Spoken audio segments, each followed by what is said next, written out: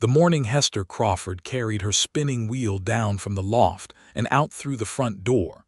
The January sky was the color of old pewter, and the cold pressed against her chest like a hand trying to push her back inside where she belonged.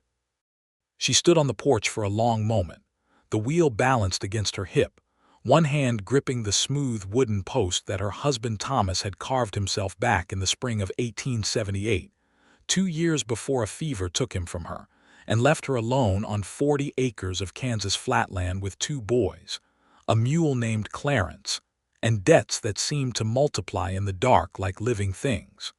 The wheel had been her mother's before it was hers. Her mother had brought it west from Ohio on a wagon that nearly capsized crossing the Cimarron River, had laughed about it for years afterward, the story about the spinning wheel that survived the current when 3 other trunks did not.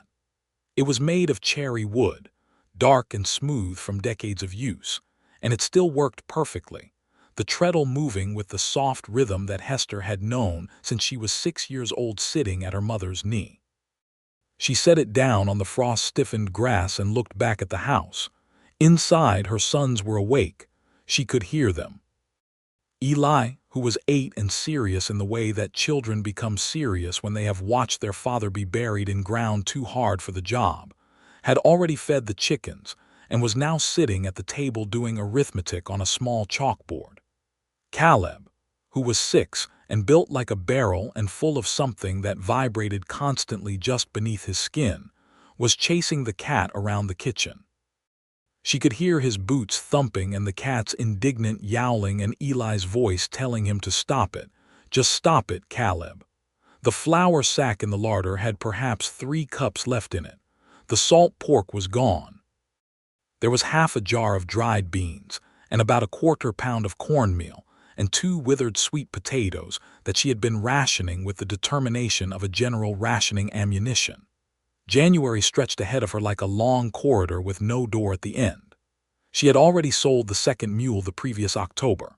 She had already sold Thomas's good saddle and his silver watch chain, and the small painted portrait of his mother that had hung above the fireplace since the year they were married.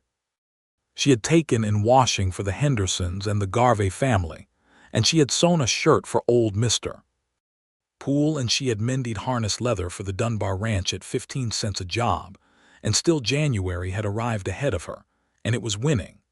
The spinning wheel could bring $4 at Holt's trading post in Calico Creek, maybe 4.5 if Amos Holt was in a generous mood, which he generally was not, but stranger things had happened. $4 could buy flour and lard and a good cut of salt pork, and maybe even a small bag of dried fruit for the boys. $4 could make January survivable. She loaded the wheel into the back of the wagon, wrapping it in an old quilt, so the cold air wouldn't crack the wood on the 6-mile drive to town, and she went back inside to tell Eli she was going to Calico Creek, and that he should keep the stove fed and keep his brother out of trouble, and she would be back before the light failed. Eli looked up from his chalkboard with those Thomas-colored eyes, that particular shade of brown that was darker than most, and said, "Yes, ma'am," with a gravity that made her want to pull him against her and hold him until the seriousness went out of him, until he was a child again instead of whatever smaller, quieter version of his father he was becoming. She kissed the top of his head. She ruffled Caleb's hair and told him to mind his brother. Then she went out to Clarence the mule and hitched him to the wagon and drove toward Calico Creek with her mother's spinning wheel wrapped in a quilt in the back. The road was frozen hard, and the wagon wheels rattled over it, and the wind came down from the north without apology. Hester had wrapped herself in her wool coat and her husband's old canvas duster over the top of that, and she wore a knitted scarf pulled up over her chin and a hat pulled down to her eyebrows, and she still felt the cold finding every gap and seam and working its way in. She thought about Thomas. She did not think about him often in the way that made her cry. That particular door she kept fairly well shut most days because crying took energy she did not have to spare. But on mornings like this, she allowed herself to think about what it would have been like to have him beside her on the wagon seat, his shoulder warm against hers, his big hands easy on the reins. He had been a patient man and a kind one. He had not been a lucky one. Calico Creek came into view around the bend of Millard's Hill, the water tower first and then the grain elevator, and then the rooftops of the main street emerging from the flat land like something modest and practical, which was exactly what it was. It was a town of perhaps 300 souls in 1882, situated in the southern part of Kansas on a small tributary of the Arkansas River, built around the commerce of cattle and grain, and the needs of the homesteaders who had come out from the East in the years after the war with their grants and their dreams, and their varying degrees of preparedness for what the land actually asked of people. Hester drove straight to Holt's trading post on the main street and climbed down from the wagon and untied the wheel from the back with stiff fingers. Amos Holt came out onto his porch before she even reached the door, because Amos Holt had a sense for things that were worth money, and the wheel was visible from the window and he had already calculated his position. "Mrs. Crawford," he said, in the voice he used when he was about to offer less than something was worth. "Cold morning." "It is," she said. "I have a spinning wheel, cherry wood in good working order. It was my mother's before mine." Amos stepped down off the porch and walked around the wheel where she had set it on the boardwalk. He crouched, he examined the treadle, he tested the wheel's turn with one thick finger. He stood up again and rubbed the back of his neck in the way he had. $3, he said. Hester looked at him directly. "4, she said. "You will sell it for 7. He studied her for a moment, measuring her resolve against her obvious need. She did not look away. 3.5, he said. $4, Amos. It is fairly made and it works perfectly, and there are women within 20 miles of here who would pay 6 for it." "Then drive it to them," he said, but there was no real heat in it and they both knew it. $3.75, he said after a pause. She thought of the flour. She thought of the salt pork. She thought of Eli's grave 8-year-old face, and Caleb chasing the cat, and the way January had a way of lengthening when children were hungry. "Done," she said, and hated herself a little for the speed of it, for how quickly necessity made a person surrender. She took the $3.75 and she bought flour and lard and salt pork and a small paper sack of dried apples, and still had 40 cents left over that she put in her coat pocket with a feeling that was not quite relief and not quite satisfaction, but was somewhere in the territory between the two. She stood on the boardwalk of Holt's trading post and looked back through the window at her mother's spinning wheel, now propped against the counter inside, and she made herself stop looking at it and walk back to her wagon. She drove home in the cold, and she cooked a proper supper for the first time in 4 days, and she watched her boys eat with the helpless, painful love that motherhood had made of her, and she did not let either of them see the particular expression that was on her face while she watched them. Benjamin Chandler had been driving cattle up from Texas since he was 19 years old, and he was 32 now, and somewhere along the way, the open trail had become less like freedom and more like a habit he couldn't quite figure out how to break. He was a tall man, wide-shouldered, with hands that bore the permanent calluses and small scars of a life conducted mostly outdoors, and a face that was weathered in the way that faces weathered honestly, not from neglect, but from simple exposure to the kind of weather that the southern plains produced in every season. He had dark hair that needed cutting and gray eyes that people sometimes found unsettling until they realized there was nothing cold in them. They were just clear, was all. He had ridden into Calico Creek on the 14th of January, 1882, with a small crew that had pushed a herd of 300 head north for a buyer in Dodge City, and the buyer had taken the cattle and paid what was owed and dissolved the arrangement, and Benjamin had found himself with $240 in his pocket and no immediate obligation east or west or north or south. It was the kind of freedom that had thrilled him at 20, and at 32 felt less like a thing to celebrate and more like a question he had been avoiding answering. He stabled his horse at the livery on the edge of Calico Creek and paid for 2 nights, and then walked the length of the main street with the slow, purposeful stride of a man who has walked many miles and knows how to cover ground. He had a letter in his saddlebag from his sister in Colorado, who had written 4 months ago to say that she and her husband had filed on 160 acres near Pueblo, and that the land was good, and that Benjamin ought to think about doing the same before all the good land was gone.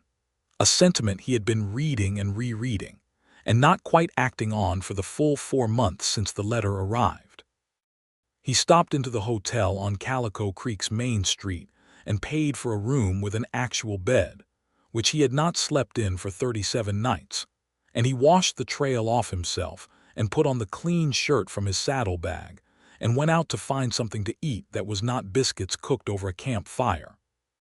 The restaurant was a narrow establishment run by a woman named Mrs. Fujita, whose husband had worked the railroad and died of it, and she made a beef stew that Benjamin ate 2 bowls of before he felt human again. He paid and thanked her, and she said, "You will come back," not as an invitation but as a statement, because she had made a study of men who appreciated proper cooking, and she knew one when she saw one. He walked afterward to Holt's Trading Post because he needed a new pair of gloves, and because trading posts had a way of giving a man the particular pleasure of looking at things without necessarily buying them. Amos Holt was behind the counter doing sums in a ledger and barely looked up when Benjamin came in. Benjamin found the gloves and paid for them and was turning to leave when the spinning wheel caught his eye. It was set against the wall between a saddle and a collection of iron cooking pots, and it looked wrong there. Not wrong in the sense of being out of place in a trading post. Trading posts accumulated everything, but wrong in the sense that it had a quality of care about it, the dark, smooth wood, and the way it had been made by someone who valued the craft of the thing, and it looked like something that had been separated from where it was supposed to be. "Where did that come from?" Benjamin asked. Amos looked up. "Spinning wheel, woman brought it in this morning, widow out on the Plover Road, Crawford Place." He said it in the flat, informational way he said most things, with no particular sympathy attached.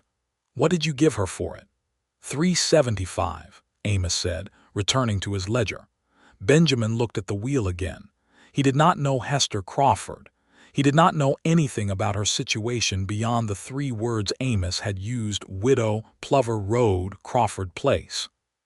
But he understood $3.75 for a piece of furniture that had clearly been someone's good thing, someone's kept thing, and he understood January, which was a hard month for everyone but was cruelest to people with the least margin. "I will give you $5 for it," he said. Amos looked up properly now. $5 for a spinning wheel. $5, Benjamin said. Amos studied him with the mild suspicion he reserved for transactions that seemed too simple. "It is yours," he said, and put the $5 in his cash box before any reconsideration could occur. Benjamin loaded the wheel into the back of the wagon he had borrowed from the livery man, Silas Greer, for $1. He had told Silas he needed to carry some goods out along Plover Road, which was true in the sense that it was about to become true, and he drove out of Calico Creek in the mid-afternoon cold. He was not entirely sure what he was doing. He had thought about it for perhaps 30 seconds in Holt's, and reached a conclusion that did not require much more deliberation than that. The woman had needed the money badly enough to sell something she had obviously not wanted to sell, and if he could return the thing without making it worse for her somehow, without making her feel like she was receiving charity in the way that charity in 1882 Kansas could strip the dignity right off a person, then he ought to do it. He asked Silas Greer for directions to the Crawford place before he left, and Silas gave them to him and then said, "That is Hester Crawford's place." Thomas Crawford's widow, with an inflection that meant something that Benjamin did not entirely decode. "I know," Benjamin said, though he hadn't known until 20 minutes ago. The road to the Crawford place was 6 miles, and mostly straight across flat land that was beautiful in the way Kansas flatland was beautiful, which was to say, quietly, without any drama, just the vast pale sky and the frozen brown grass, and the sense that the land went on in every direction further than you could follow it with your eyes. Benjamin drove at an easy pace and felt the cold and thought about what he was going to say when he got there. He was still thinking about it when he turned off the main road onto the smaller track that Silas had described, and the farmhouse came into view. It was a modest house, well-built and well-maintained in the way that testified to someone's continued effort against the natural inclination of unpainted wood to gray and warp. The porch boards looked solid. The roof had been patched recent. There were chickens in the yard and a mule in the small corral, and smoke coming from the chimney in a good steady column that said someone had a decent fire going. He pulled the wagon up to the front gate and climbed down, and had barely set his boots in the frozen dirt when the door opened. The woman who came out onto the porch was not what he had imagined in the broad, unspecific way he had imagined during the drive, which was to say, he had not really imagined anything clearly, because he was not the kind of man who constructed elaborate pictures of strangers.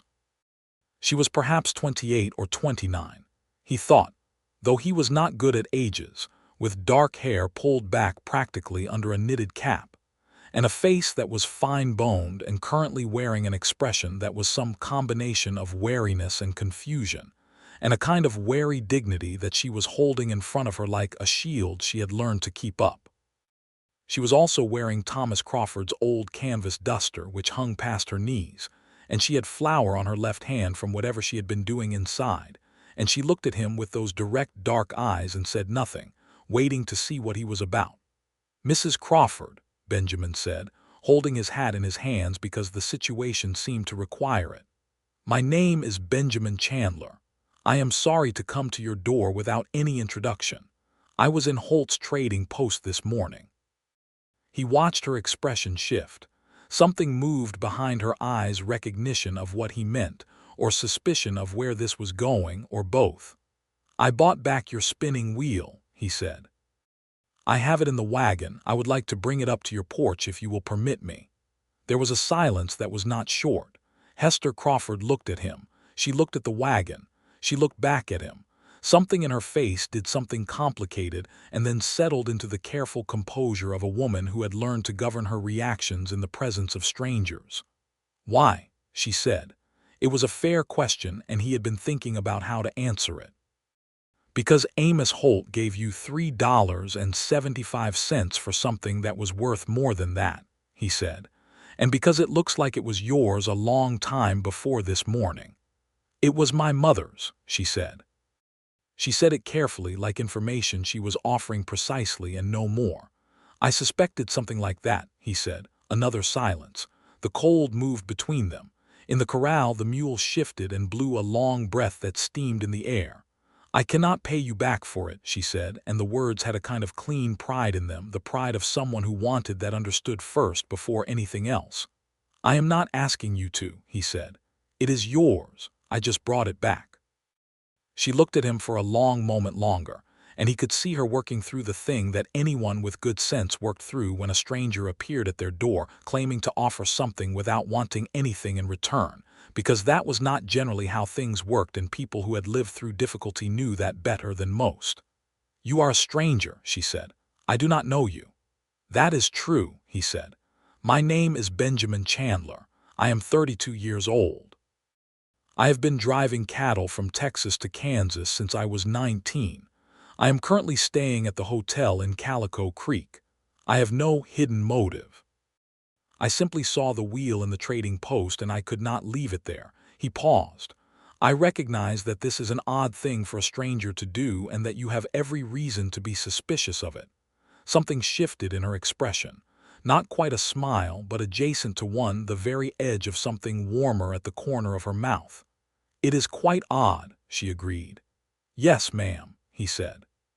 She came down off the porch and walked to the wagon and looked at the wheel wrapped in the old quilt he had borrowed from the livery to keep it safe on the drive. And she pulled the quilt back a little and touched the dark wood with her flour-dusted hand. Something went through her face that was too private for him to look at directly, and he occupied himself with adjusting the reins. "Bring it up to the porch," she said finally. He lifted the wheel from the wagon bed and carried it up the 3 porch steps and set it down against the wall of the house where it would be out of the wind. She stood at the bottom of the steps watching him. "Thank you," she said when he came back down, and the way she said it was simple and direct and had more in it than just 2 words. He could hear all the things she was not saying arranged around those 2 words, all the weight they were carrying. "You are welcome," he said. He went back to the wagon and climbed up to the seat and gathered the reins. She was still standing at the bottom of the porch steps, her arms crossed over the front of the canvas duster, watching him with those dark eyes. "Mr. Chandler," she said. He looked back. "Are you hungry?" she said. "I have a pot of stew on the fire." He might have said no. He had meant to say something polite and drive back to Calico Creek and think about his sister's letter and figure out what he was going to do with the rest of the winter. Instead, he found himself saying, "Yes, Mrs. Crawford, I believe I am." He tied the borrowed horse to the fence post and followed her inside. The kitchen was warm and smelled of the stew and wood smoke, and the specific lived-in smell of a house where children are present, which is to say it smelled like something he had not been close to in a long time. There were 2 boys at the table, the older one sitting very straight and examining him with an alarming self-possession, the younger one peering around the older one's shoulder with enormous interested eyes. "This is Eli," Hester said, indicating the older. "And this is Caleb. Boys, this is Mr. Chandler. He was kind enough to return something of mine." "The spinning wheel," Eli said. He had evidently been watching from the window. "The spinning wheel," Hester confirmed, going to the stove to stir the pot. "Why?" Eli asked, directing the question at Benjamin with the directness of an 8-year-old who had not yet learned to coat questions in social lubricant. "Because it belonged here," Benjamin said. Eli considered this for a moment. "That is a good reason," he said, and returned to his chalkboard. Caleb came out from behind his brother and walked directly up to Benjamin and looked up at him from approximately 2 feet away with enormous brown eyes and said, "Do you have a horse?" "I do," Benjamin said. "He is at the livery in town. His name is Cedar." "Is he fast?" "Fairly fast," Benjamin said. "Our mule is not fast," Caleb reported. "His name is Clarence. He is very slow." "Many mules are," Benjamin said seriously, and Caleb nodded as if this was the kind of sober confirmation he had been seeking. Hester set a bowl of stew on the table and looked at Benjamin with a slightly startled expression, as if the ease with which he had managed Caleb had surprised her. "Sit down," she said. "Please." He sat and she sat across from him with her own bowl, and the boys ate their suppers, and the fire crackled in the stove, and the kitchen held its warmth against the January cold outside. Benjamin ate the stew. It was good, made with the salt pork he supposed she had bought with the money from the wheel, and Hester asked him careful questions about himself, the kind of questions that were really an assessment, which was only sensible. He told her about the cattle drive from Texas. He told her about his sister in Colorado. He told her about growing up in Missouri and coming west when he was 16 and working as a ranch hand, before he learned the cattle driving business from a man named Claude Everly, who had been driving herds north since before the war, and who had taught him everything practical he knew about the work, and a reasonable amount about life besides.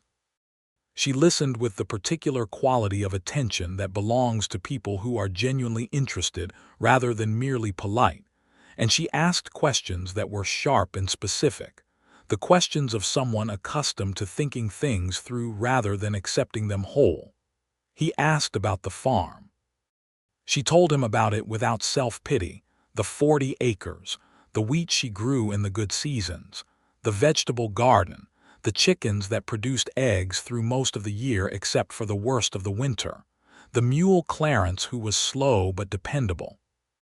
She told him about Thomas with the same careful directness she used for everything, the way his lungs had filled with fluid in the fall of 1880, and the way she had cared for him for 3 weeks, and the way he had died on a clear October morning with both his boys beside him and her holding his hand. 2 years now. She told it without complaint, just as a person might describe the shape of their situation to someone who had asked, the facts of it, the geography. Benjamin listened, and did not fill the space with condolence that would have been inadequate anyway. The boys went to bed before full dark, which was the sensible arrangement for January in Kansas when lamplight cost money, and the early dark was something you accommodated rather than fought. Caleb required some negotiation about this, and Benjamin heard Hester upstairs reasoning with him in the patient, inflexible voice of a mother who has had this particular negotiation before and knows exactly how it ends. When she came back down, she poured 2 cups of coffee from the pot on the stove and sat back down at the table and looked at him across it. "You do not have to stay for coffee," she said. "It is a long drive back in the dark." "I have a lamp," he said, "and the horse knows the road." She wrapped her hands around her cup. Outside, the wind had picked up and he could hear it finding the eaves of the house and worrying at them. "Where are you going after Calico Creek?" she asked. "I am not certain," he said honestly. She looked at him. "That is an unusual answer." "It is an honest one," he said. "My sister has been after me to file on land near Pueblo. I have been considering it." "Is Colorado what you want?" The directness of the question caught him a little. He considered it seriously, which she seemed to expect. "I do not know what I want," he said. "I have been moving long enough that stopping feels like something I need to think my way into. The moving comes naturally. The stopping requires more." She was quiet for a moment. "My husband wanted to stop," she said. "He had moved his whole life, and when he got to this piece of land he looked at it and said, 'This is the one. This is where I stop.'" She was looking at the table. "I am glad he had that, even if it was not very long." Benjamin held that. "Yes," he said. They finished the coffee. He stood and put on his coat and hat, and she walked him to the door. Outside, the wind was bitter, and the stars were hard and cold and bright in the way they were on January nights in the Kansas plain. "Mrs. Crawford," he said on the porch. "Yes," she said, holding the door against the wind. "I will be in Calico Creek for perhaps another week," he said. "If there is anything that needs doing on the place, I am not unqualified to help." She looked at him with those careful dark eyes. "I have managed 2 years without help," she said. "I know," he said. "That was not a suggestion that you cannot manage. It was an offer freely made, accept it or not as you choose." A pause. The wind. The cold stars. "The north fence needs mending," she said finally, as if the words were coming out despite a resolution to keep them in. "The posts shifted in the freeze and Clarence has been testing the wire." "I can come day after tomorrow," he said, "if that suits." "It suits," she said, and the small warmth was back at the corner of her mouth again.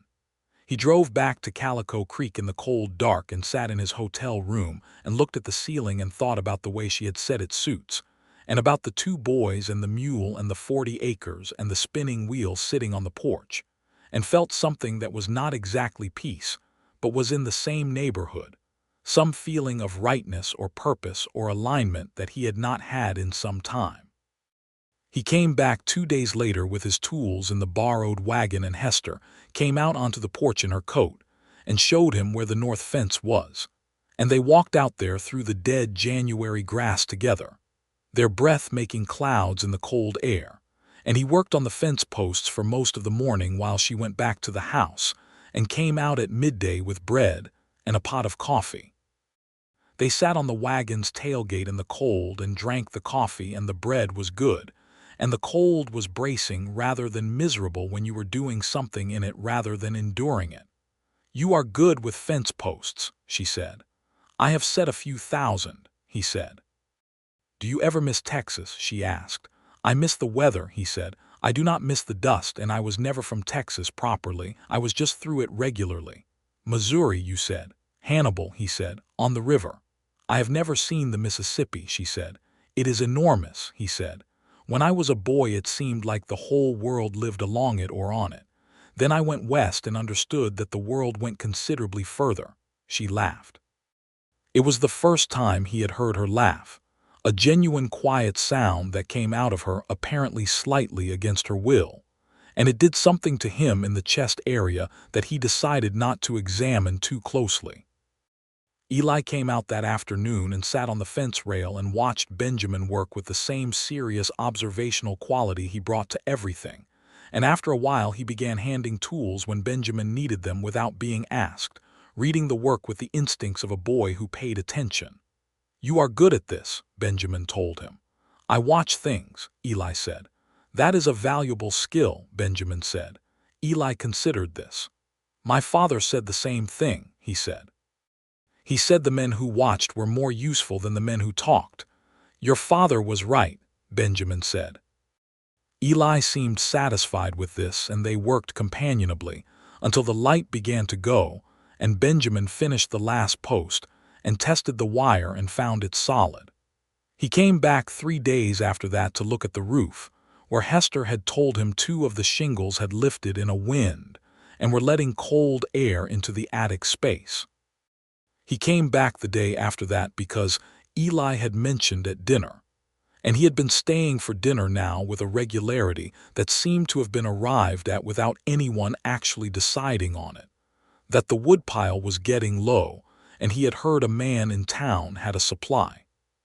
He drove to the farm of a man named Earl Weaver on the south side of Calico Creek and bought a cord of wood and delivered it and stacked it himself against the side of the Crawford house, while Caleb ran back and forth between the house and the woodpile, reporting to his mother the progress of the stacking, as if this were news she could not otherwise access. On the 3rd week of January, the temperature dropped sharply even for January, the kind of cold that came down from the north with real intent, and Benjamin drove out to the Crawford place and found the water pump in the yard had frozen, and Hester was trying to thaw it with water she had heated on the stove. He helped her with it and then wrapped the pump with burlap from the barn, and when it was done they were both cold and went inside and she made tea. She had proper tea, which was a small luxury she had maintained through everything because some things were worth the few cents they cost, she said, and they sat by the stove and drank it and were warm. "You have been out here almost every day," she said. "There has been a great deal to do," he said. "There has been," she agreed, and they both understood that this was partly true and partly not the whole truth. He looked at his teacup. "Mrs. Crawford," he said. "Hester," she said, and when he looked up she was looking at him steadily. "We have shared a good many meals, and you have mended my fence and fixed my roof and thawed my pump. You may call me Hester." "Hester," he said, "I have been thinking." "About Colorado," she said. "Not about Colorado," he said. She was quiet. "I should tell you clearly what I am thinking," he said, "because you are a person who appreciates directness and I would not want to obscure it. I have been thinking about this place and about you and your boys, and about whether I am a man who has been waiting to stop moving without knowing it." The fire crackled. Outside, the wind pressed against the house. She sat with her teacup in both hands and looked at him. "You have known me 3 weeks," she said. "I know," he said. "I am not suggesting I know everything about you or that you know everything about me. I am suggesting that I would like to know more." "You have a cattle drover's life," she said. "You have been moving since you were 19. "I have," he said, "and I am telling you that I no longer feel the pull of it the way I once did. I am telling you that when I drive out here and I see the smoke from your chimney I feel something I do not feel driving into Calico Creek." She was looking at him with that careful, measured look. "I have 2 boys," she said, as if this were a complication he might not have considered. "Eli and Caleb," he said. "I am aware. And 40 acres with a mortgage that I am behind on," she said, "and a mule who is slow and chickens who are intermittently productive and a very old spinning wheel on the porch. I am aware of all of those things," he said. "They are not obstacles to me. They are part of what I am telling you I would like to be part of." She looked at him for a long moment. "Benjamin," she said, and it was the first time she had used his name. "Yes," he said. "I am not a woman who makes hasty decisions," she said. "I had a good marriage, and I know what it is worth, and I would not enter into something lightly." "I'm not asking you to enter into anything lightly," he said. "I am asking you to let me keep coming out here and let us know each other better and see what there is between us. That is all I am asking for now." She considered the fire, the tea, the cold outside. "You may keep coming out here," she said. He nodded. That was enough. He kept coming out.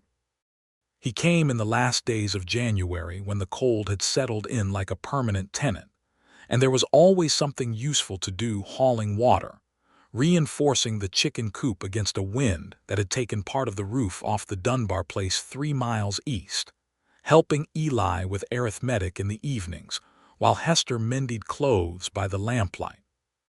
He was good at arithmetic, better than he looked, and Eli discovered this and extracted it from him with the single-minded determination of a child who has identified a resource. Caleb, for his part, had adopted Benjamin with the thoroughness that 6-year-old boys bring to adoption. He climbed on Benjamin's back without invitation. He required Benjamin's opinion on every matter. He brought him things: a smooth stone, a feather he had found, a drawing of a horse that bore a distant relationship to a horse but was enthusiastic. Benjamin received all of these with a seriousness that Caleb clearly felt was the appropriate response.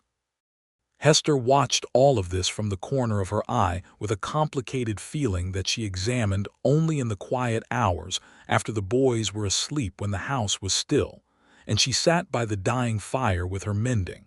She had not expected to feel anything. She had sealed that particular part of herself up with the same grim efficiency with which she had managed everything else in the 2 years since Thomas's death. She had loved Thomas well, and she had not anticipated or sought what had evidently decided to begin happening in her kitchen on a cold January evening when a stranger sat across from her and said the honest, direct things he said. But she was 30 years old, which she had known since November, and she was tired in the deep, specific way that single parents were tired, not just from the work but from the aloneness of the decisions. Every decision, large and small, was hers alone: whether to sell the spinning wheel, whether the roof could wait or couldn't, whether to let Caleb have the extra biscuit or not, and whether that decision had any lasting consequence. There was no one to turn to in the dark when the weight of it settled on her chest. There was no one whose shoulder she could put her forehead against and just breathe for a moment. She admitted this to herself one night while the fire died down. She admitted that she was lonely. She admitted that the particular way the cold felt less cold when Benjamin Chandler was in the house was not something she could dismiss as coincidence. The 1st of February arrived on a Tuesday, and Benjamin rode out in the early morning with something in his expression that she recognized as intention. She was on the porch bringing in firewood when she heard him coming up the lane, and she set the wood down and straightened up and waited. He dismounted and came through the gate and up the path to the porch and took his hat off. "Good morning," he said. "Good morning," she said. "I have been thinking," he said. "You have mentioned your thinking before," she said, and that small warmth was at the corner of her mouth. "I wrote to my sister in Colorado," he said. "Not to tell her I was coming to Colorado, to tell her something else." Hester waited. "I want to file on land here," he said.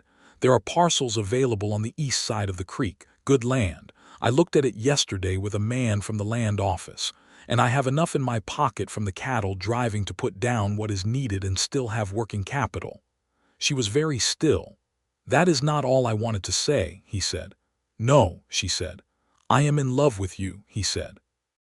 "I want you to know that I say that with full awareness of how quickly it has happened, and with full respect for the fact that you are a serious woman who does not make hasty decisions. I am not asking you to make a hasty decision now. I am telling you what is true for me, and telling you that I intend to be here, in Calico Creek, on my own land, and that I would very much like to spend the next years finding out whether what I feel is returned." The cold air moved between them, and the mule made a sound in the corral, and the chickens were doing whatever chickens did in the morning. Hester looked at him. She had slept poorly the night before, and her hair was not properly arranged under her cap, and she was wearing the canvas duster again over her good wool dress, and she felt the inadequacy of the picture she presented. She had thought about what she would say if he said these things, in the way she thought through situations in advance because it was her habit and her defense. "I will tell you something true also," she said. "I have been trying not to feel what I feel because I am a practical woman and I know that feelings are not the only relevant consideration." "No," he said, "but I have not succeeded very well in not feeling it," she said. He was looking at her with those clear gray eyes. "The boys need stability," she said. "If you file on land and stay, if you are here through the seasons, if you are the kind of man who is here tomorrow and in June and in the fall, then we may speak about this more and I may have more to say." "That is enough for me," he said. "File on your land," she said, "and come back for supper." He smiled. It was a full, unguarded smile, and she realized she had not seen it before, the full version of it, and it was quite something. "Yes, ma'am," he said.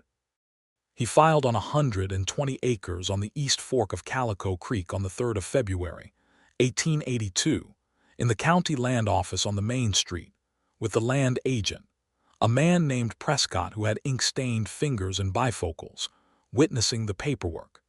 He paid the filing fee and shook Prescott's hand and walked out of the land office into the February air, feeling the particular weight of a man who has put his name to something permanent. He had not put his name to anything permanent in 32 years, excluding cattle contracts, which were permanent only until the cattle were delivered. This was different. The land had his name on it. It would be there tomorrow and in June and in the fall. He rode out to the Crawford place and told Hester, and she listened and said, "Good," and meant it. He spent February building, not on his own land yet. The structure there would come later in the spring when the ground softened, but building the kind of presence that meant something. He was at the Crawford farm every day. He learned the rhythms of it, the morning chores and the afternoon ones, the way the chickens needed tending, and the way Clarence needed to be sweet-talked into cooperation on cold mornings, and the way Eli did his schoolwork best in the early morning before his concentration wore thin, and the way Caleb was afraid of the dark but would not admit it and needed a lamp left in the hallway. He learned Hester. He learned that she was fiercely intelligent and had read more books than most people he had known, that she had a precise memory for facts and dates, that she was funny in a dry, quiet way that delivered its jokes without fanfare and moved on before you quite registered them. He learned that she worried at night and that she was a better cook than her circumstances allowed her to demonstrate, and that she sang while she worked, not loudly, just under her breath, old songs mostly, the kind that people carried from one generation to the next because they were useful for something that words alone did not accomplish. He learned that she had opinions about everything and expressed them directly when asked, but did not impose them when not asked, which was a discipline he admired. He learned that she touched the spinning wheel when she passed it on the porch, just briefly, a hand laid on the dark wood, not dwelling, just acknowledging. He saw it happen several times before he understood it for what it was, the ongoing conversation between a person and the thing that connects them to the people they have loved. In the second week of February, she let him hold her hand. They were sitting on the porch in the evening, which was cold but had a quality of relenting about it, the way February evenings sometimes did in Kansas, offering a little of the warmth that March was still withholding. The boys were inside. The sky had gone the deep layered blue of late winter dusk, and the first stars were visible, and she had come out to look at them in the way she sometimes did, a habit she had mentioned to him once, that she liked to see the stars arrive as if watching something she didn't want to miss. He had followed her out and they were sitting on the porch steps, and she had been quiet for a few minutes in the comfortable way that silence between them had become comfortable, and then she had shifted and put her hand in his. He held it very carefully, as if it were something breakable, which she clearly was not, but the gesture seemed to want that kind of care. She did not look at him. She looked at the stars. "I have been thinking," she said. "You mentioned that thinking was something you did," he said. "I have been thinking," she said, "that Thomas would have liked you." He held that for a moment. It was not a small thing to say. "I am glad," he said. He would have argued with you about cattle prices and the best route from Texas, she said, and he would have been very good at pretending he was not impressed by you and then told me privately that you were all right. Benjamin smiled. That is the best kind of endorsement.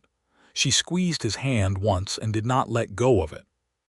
The days lengthened into late February, and the cold began its slow, negotiated retreat, and Benjamin worked the days he spent on his own land, clearing and planning, and the evenings mostly at Hester's table, and the arrangement settled into something that was understood by everyone, including, apparently, Calico Creek. Mrs. Fujita at the restaurant said to him one morning over coffee, "That Crawford woman is a good woman. Do not be foolish," which he took as encouragement. Silas at the livery said, "Heard you filed on the East Fork land," with a nod that meant he understood what was implied by a cattle drover putting down roots in a particular county. Even Amos Holt, who had the emotional sensitivity of a fence post, said, "Saw you driving out on the Plover Road again," and left it at that, which from Amos was practically a warm embrace. On a Saturday in the last week of February, Benjamin drove out to the farm on an afternoon that was clear and almost mild, one of those brief February afternoons that Kansas offered occasionally as a sort of down payment on spring. And Hester was hanging washing on the line, and Caleb was charging around the yard with a stick, and Eli was on the porch reading one of the books Benjamin had brought from Calico Creek. A book about natural history that Eli had looked at with the focused intensity of someone receiving a gift they had not known they needed. Benjamin hitched his horse and came through the gate, and Caleb hit him in the legs at full running speed and grabbed him around the middle and reported breathlessly that he had seen a fox that morning and it had looked at him and then run away. "A fox," Benjamin said. "What color?" "Red," Caleb said. "Very red, with a white tail end." "That is a good fox," Benjamin said. He looked up, and Hester was watching him from beside the wash line, a sheet held in her hands, watching him with Caleb, and there was something in her expression that was open in a way it had not been when he first arrived on her porch in January, something unguarded and warm that she let him see. He walked across the yard toward her, and Caleb ran off after whatever Caleb ran after, which was apparently everything. He stopped in front of her. "Hester," he said. "Benjamin," she said, and set the sheet down over the line. "I am going to ask you something, and I want you to know that there is no urgency in my asking," he said. "You may take whatever time you need. There is no correct answer that I am steering toward. But I have been living next to my feelings for long enough now that I need to speak them." She was looking at him with full attention. "I would like to marry you," he said. "I would like to make a life on this land with you and your boys. I have my 120 acres on the East Fork, and we could join them to yours, and there would be enough land to build something real. I want to stop moving. I want to stop here, with you." He paused. "I love you, Hester. I have loved you since January, and I will love you in June and in the fall. That is what I have to say." She looked at him for a long moment. The wash line moved in the light wind. Somewhere behind them, Caleb was narrating his own adventures at considerable volume. Eli had set the book down and was watching from the porch with those old man 8-year-old eyes. "Yes," she said. He blinked. "Benjamin Chandler," she said, and there was a softness in her voice that he had not heard before, something that had been waiting behind the careful composure all this time.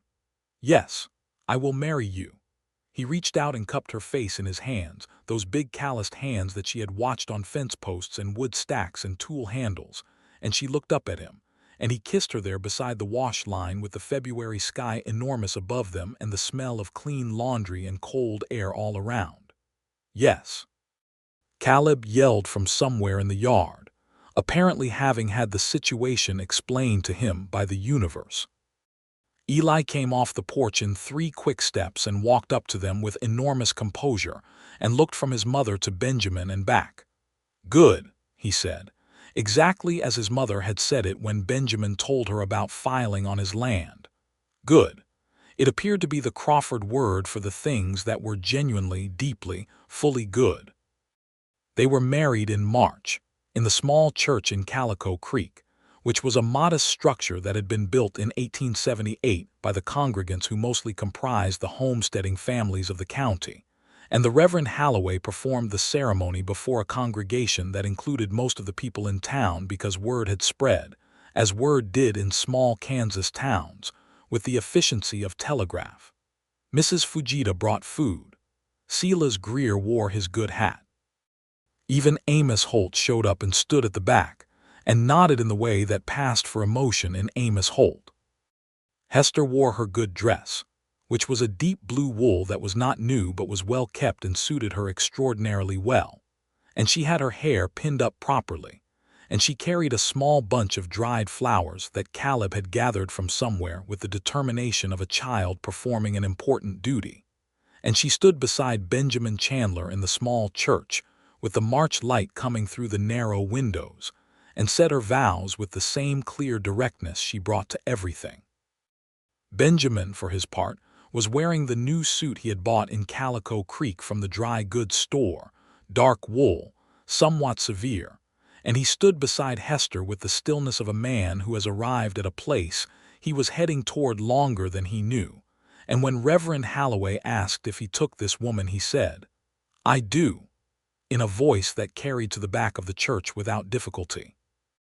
Eli stood on Hester's right side, and Caleb stood on Benjamin's left side, and Caleb held Benjamin's hand through the whole ceremony, which meant that Benjamin was holding Caleb's hand while he said his vows to Hester, and nobody thought this was wrong because it was entirely right. Spring came to the land with the gradual generosity that Kansas spring had when it was being generous, the ground softening and the creek running clear, and the first green coming up through the brown in the early April mornings like something the land had been saving up. Benjamin started construction on the connection between his 120 acres and the Crawford 40. The parcels shared a fence line, and the eastern portion of his land adjoined the northern side of hers, and with the joining of the land came the practical matter of where to build a proper farmhouse. They decided together.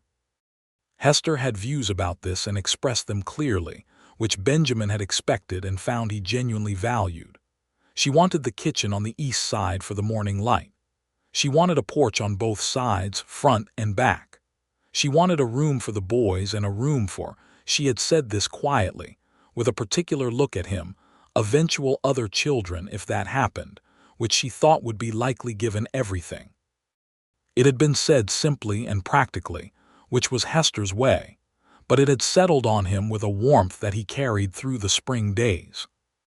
He hired 2 men from town, a Swede named Gustafsson, who was the best carpenter in the county, and his younger brother Eric, who was nearly as good, and the 3 of them built through April and May, while Hester ran both farms and the boys helped with everything they could reach.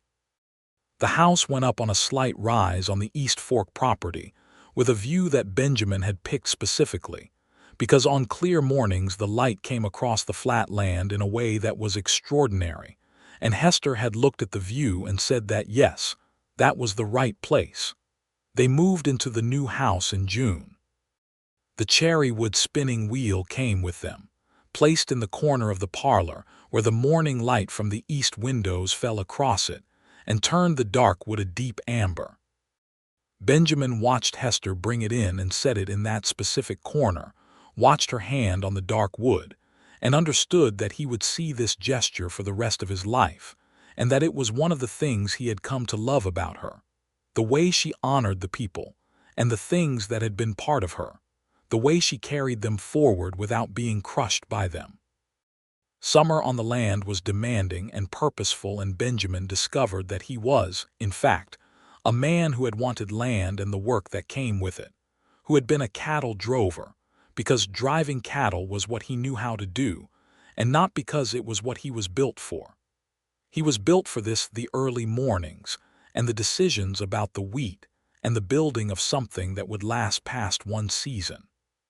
He had good land and a strong mule and 2 boys who were increasingly capable and eager to be treated as such, and a wife who was the clearest thinking person he had ever encountered and also the most beautiful, though he had learned not to say this when she was trying to do something practical, because she would look at him with a particular expression and say, "Benjamin, I am trying to solve a problem." He said it at other times instead, and she received it differently at those times, a slight color in her face, and the look she had that was not quite the small, warm smile but was its deeper cousin. Eli turned 9 in August, and Benjamin made him a gift of a proper folding knife, a decision he had weighed carefully and discussed with Hester, who had considered it for a full 2 days and then said yes. He was ready, and he had to be taught. So Benjamin taught him, as he had been taught, the proper care of a blade and the proper respect for what it could do, and the uses it had on a working farm that were entirely practical and appropriate for a 9-year-old who watched everything and understood more than he let on. Eli received the knife with the gravity it deserved and kept it in his breast pocket from that day forward, and used it with such scrupulous care that Hester said to Benjamin privately one evening that she thought they may have made a rule follower. "He is his father's son," Benjamin said. She was quiet for a moment. "He is a little yours now too," she said, and this was the kind of thing she said simply and directly that hit him with a fullness he had not been prepared for. "Thank you," he said. "It is not a compliment," she said. "It is an observation. He follows you around when he thinks you are not watching." "I know," Benjamin said. "I let him think I do not notice." "Wise," she said. Caleb, by autumn, had declared that he was going to be a horse breeder when he was grown, and that Benjamin should start teaching him now. And Benjamin had told him that learning to care for horses properly was a fine place to start. And so Caleb had become the dedicated and opinionated caretaker of Cedar and Clarence both, which Clarence seemed to accept with the resigned dignity of a mule who had seen many things. October came, and with it the harvest, and Benjamin and Hester worked through it together with the efficient partnership of two people who have discovered that they are well matched in the ways that matter for the actual living of a life. Not only in the feelings they had for each other, which were real and strong and had only deepened through the months of daily proximity, but in the practical rhythms of work, the way they moved around each other in the kitchen, and in the field, the way decisions got made, the way disagreements got aired, and then resolved because neither of them had a temperament that enjoyed festering. They disagreed about the price they should take for the wheat that fall. Hester thought they should hold for a better price. Benjamin thought the market had peaked and they should sell. They argued it at the dinner table one evening, reasonably and directly, in front of the boys, which was intentional on both their parts because they had agreed early that the boys should see that two people could disagree and work it through without it being the end of anything. They sold at Hester's price. She had been right. The market held for another 2 weeks, and she had the good manners not to say anything when the final tally came in better than his projected number. He noticed this restraint and loved her for it. "You were right about the wheat," he said one evening. "I was," she agreed. "You had more information," he said. "I had been watching the market here for 3 years," she said. "You had been on the trail, different information." "Next year I will listen to you about the wheat price," he said. "You will listen to me about most things and we will negotiate the rest," she said. "That seems like an excellent arrangement," he said. She laughed, the quiet, genuine laugh, and he thought as he had thought every time he heard it that it was one of the best sounds he had ever heard. They had been married 8 months, and it was November, and the cold was beginning its return, and Hester came to him one morning before the boys were awake, in the kitchen in the early light while he was building the fire back up, and stood in the doorway with a particular expression. He looked up from the fire. "Benjamin," she said. "Yes," he said. She held his gaze. "I am expecting," she said. He stood up from the stove. The November light was gray and soft through the east window, and she was standing in her nightgown with a shawl over her shoulders and her dark hair down, and she was looking at him with that expression that was not quite readable, something between happiness and the particular gravity of a woman who understands what this means. He crossed the kitchen in 2 steps and held her face in his hands, and she looked up at him with those dark eyes. "Hester," he said. "Yes," she said. "Are you all right?" he said. "I am very well," she said. I thought you should know. He kissed her forehead. He held her against him, and she put her forehead against his shoulder in exactly the way he had imagined in the winter. The imagining he had not realized he had been doing, the picture of this specific gesture, of being the person she could lean against. She breathed. "A spring baby," she said into his shoulder. "A spring baby," he said. He told her he was going to take very good care of her, and she told him that she was not made of glass, and he agreed, and said he would take very good care of her in ways that did not involve treating her like she was made of glass, and she said that was more satisfactory. The winter was gentler that year than the previous one, or perhaps they had more with which to face it. The stocks of food properly laid in, and the house stout against the cold and the warmth of 5 people in a house that was built for them, and the knowledge of the baby coming with the spring. Eli had taken the news with his customary gravity, and then, when Benjamin was helping him with his arithmetic one evening and Hester had gone upstairs, said quietly, "I hope it is a boy." Then after a pause, "But I would be all right with a girl." "That is a generous position," Benjamin said. "Caleb says he wants a dog," Eli said, "not a baby." "What do you think about that?" Benjamin asked. "I think Caleb does not yet understand that a baby is more interesting than a dog," Eli said. "But he will." Benjamin hid a smile behind his coffee cup. Caleb's position on the baby evolved over the winter from principled objection to wary interest to, by February, an intense and slightly supervisory investment in when exactly the baby was going to arrive and what it was going to look like, and whether it would be able to ride a horse. Benjamin told him that babies generally took some time before they could ride horses, and Caleb found this unsatisfactory but accepted it. The baby came in April, on a clear morning when the first green was up and the creek was running fast with snowmelt. It was a boy. Benjamin was there through all of it, which was not always the custom, but he had not been willing to be anywhere else, and Hester had not been willing to have him anywhere else. And when the baby arrived and was placed in his arms, he stood by the window in the morning light and looked down at the small red face and felt something that rearranged him fundamentally, some deep shifting of interior architecture. Hester was propped against the pillows, exhausted and shining, and she held out her arms and he brought the baby to her. "Thomas," she said, looking at the baby. He looked at her. "Thomas Benjamin," she said, "if you agree." He had to look away for a moment, out the window at the April morning, at the new green and the bright sky, because the feeling in him at that moment was too large and too complete to be managed while facing inward. "Yes," he said, "I agree." She put her hand on his, and they stayed that way in the morning light with the baby between them.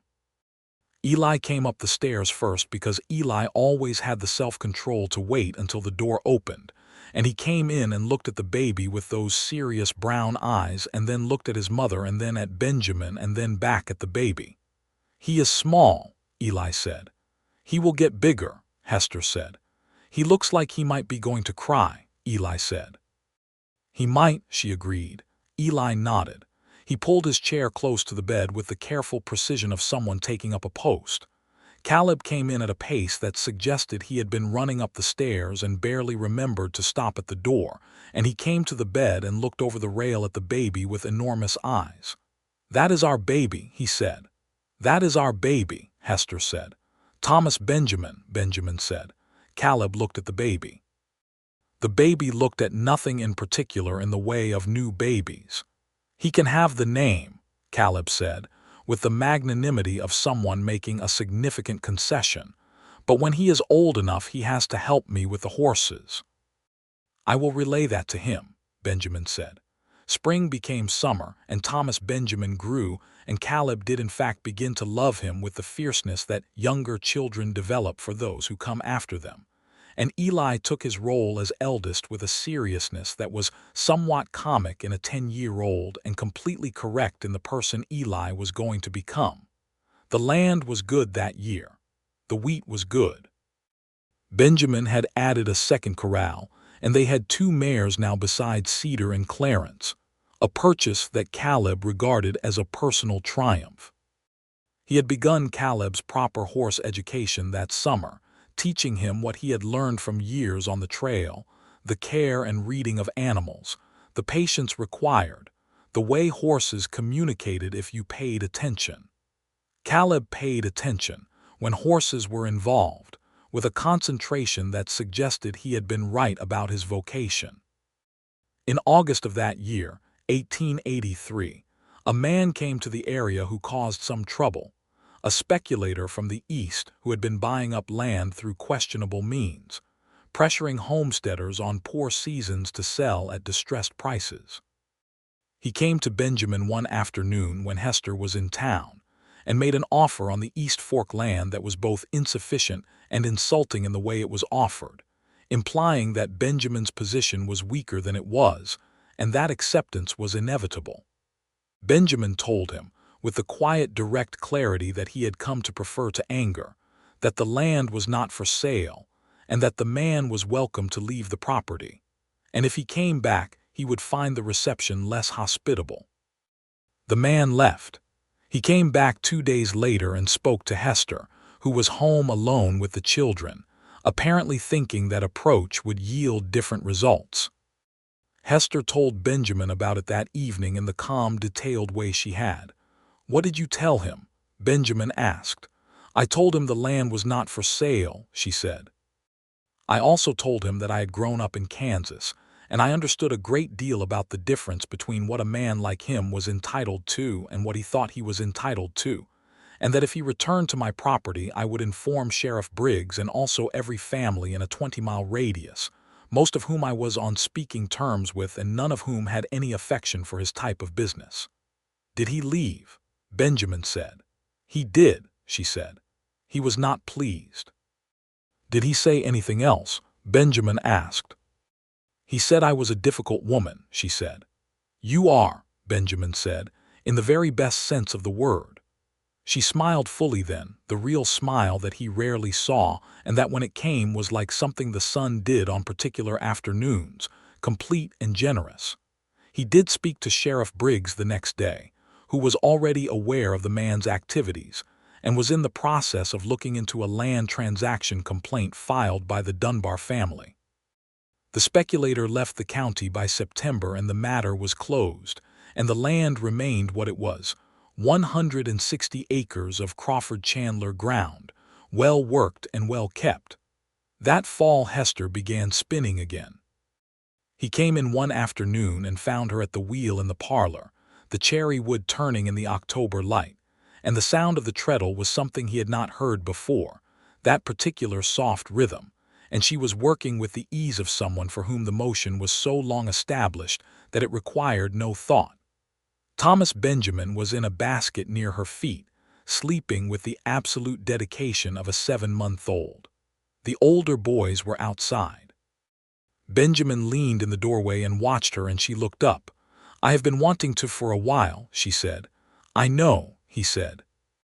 She had not touched the wheel for spinning since before January of the previous year, before she had carried it out of the house and into the cold morning and wrapped it in a quilt and taken it to Amos Holt. "The wool is from Mrs. Reardon," she said. "Mrs. Reardon had 3 sheep on a farm 2 miles north and sold raw wool that she was glad to be rid of. I thought I would make Eli something for the winter. He has grown out of everything." "He has," Benjamin agreed. She went back to the wheel. The sound of it filled the room softly. He went to the kitchen and made coffee and brought her a cup and set it on the table beside the wheel, and she looked up at him with an expression that needed no translation. "Thank you," she said. Not the 2-word thank you of January, not the formal reception of something unexpected and complicated. This was the other kind, the daily kind, the kind that meant, "I see you and I am glad you are here." "You are welcome," he said. By November the wool had become a sweater for Eli and a pair of stockings for Caleb and a small blanket for Thomas Benjamin, and Hester had a small surplus that she was considering selling, because selling the product of the wheel was a different thing entirely from selling the wheel itself. Life found its shape. Not the shape of one thing or another thing, but of the actual composite thing. The wheat and the horses and the children and the cold and the mending and the arithmetic, and the dinners, and the coffee, and the mornings when the light came through the east windows, the way Benjamin had known it would when he picked the rise above the East Fork Creek for their house.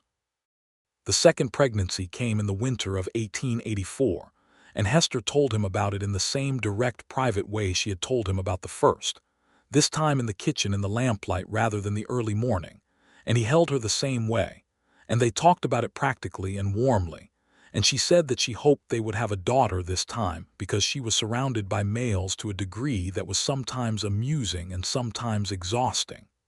"Eli and Caleb are not so bad," he said. "Eli and Caleb are excellent," she said. "They are also relentlessly boyish in ways that are frankly impressive. I would like one person in this house who may eventually be interested in different things." He laughed. "What if it is another boy? Then we will have 4 excellent boys," she said, "and I will have the best-dressed males in the county thanks to the spinning wheel, and I will accept the situation with full grace." "You are already the most graceful person in this county," he said. She looked at him with the expression he had learned meant she was deciding whether the comment warranted response or whether she could let it pass on the grounds that she had things to do. "The stove needs wood," she said.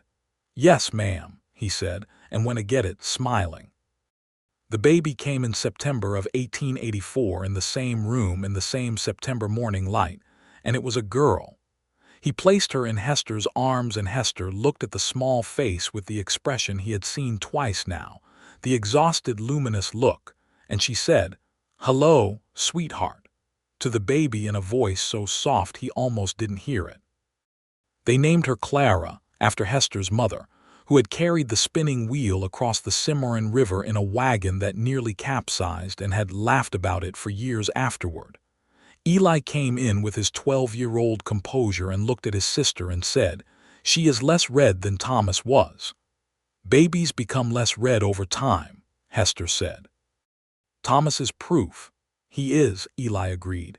"He is quite a reasonable color now." This was said with the affection of a brother who found Thomas Benjamin's existence generally satisfactory. Caleb came in and looked at Clara and said, "She is very little." "She is," Benjamin said. "Will she be able to ride horses eventually?" Caleb asked. "Eventually," Benjamin said. Caleb considered. "I will teach her," he said. "That is very generous of you," Hester said. Thomas Benjamin, who was 18 months old and present due to the impossibility of keeping him elsewhere, toddled over to the bed and looked up at his mother and the baby with an expression of extreme interest. "Baby," he said. "Baby," Hester confirmed. "Your sister. Her name is Clara." "Baba," Thomas said, which was his position on the matter and which he maintained for some weeks. The farmhouse in the evenings that autumn had a particular quality that Benjamin noted the way he noted the morning light and the sound of the spinning wheel, a quality of fullness, of all the constituent sounds and warmth of a home that has the number of people in it that it was made for. Eli with his book, Caleb with whatever he was making or mending or planning, Thomas underfoot, Clara in the cradle near the stove, Hester at the table or at the wheel, himself finishing whatever needed finishing, and then coming to sit near all of it with the particular stillness that comes to men who have been moving for a long time and have finally, genuinely, completely stopped. He thought sometimes about the January morning he had walked into Holt's trading post needing gloves and seen the spinning wheel against the wall between the saddle and the iron pots, and he thought about how things turned on moments so small and so apparently ordinary that they carried no visible weight at the time. He had needed gloves. He had turned to leave. The wheel had been there. He had brought it back. That was all. Hester had given him coffee, and after the coffee she had given him everything. In the spring of 1885, Benjamin rode into Calico Creek and stopped by Holt's trading post, which he did periodically because Amos Holt stocked things that were useful, and because Benjamin had no permanent quarrel with the man. Amos was at his counter. "Chandler," he said. "Holt," Benjamin said. He looked at the wall where the spinning wheel had stood. "Your wife comes in," Amos said, apparently reading the glance. "Sells yarn and cloth now. Gives me 3/4 fair price to put it on the shelf." He said this with something that may have been approval. "She is a businesswoman," Benjamin said. "She always was," Amos said, with the faint air of someone who recognized a quality in retrospect that he might have been more generous about in practice. Benjamin bought the things he needed and drove back out on the road to the East Fork, the road he had now driven so many hundreds of times that the horse would have taken it without guidance. And as he came up the lane, he could see the house on the rise and the smoke from the chimney and the sound, carried faintly on the spring air of the spinning wheel. He sat on the wagon for a moment before going in, listening to the sound of the treadle and the wheel turning, that steady, soft rhythm that was the sound of something loved and continued, the sound of a thing that had come home. The door opened, and Caleb came out at his usual velocity, and Thomas Benjamin came toddling after him, and Eli appeared in the doorway holding Clara against his shoulder with the careful competence of a big brother who had been trusted with the job. And Hester came to the door behind Eli and looked out at Benjamin in the wagon in the spring morning light. She smiled. The full smile, the real one. He climbed down from the wagon. There was a great deal of life ahead of them, more seasons and more decisions, and more disagreements about wheat prices, and more evenings with the lamp burning, and more mornings with the east light coming through the windows. More children possibly, and more years certainly. More of everything that life on good land with good people accumulated if you were careful and lucky and present for it.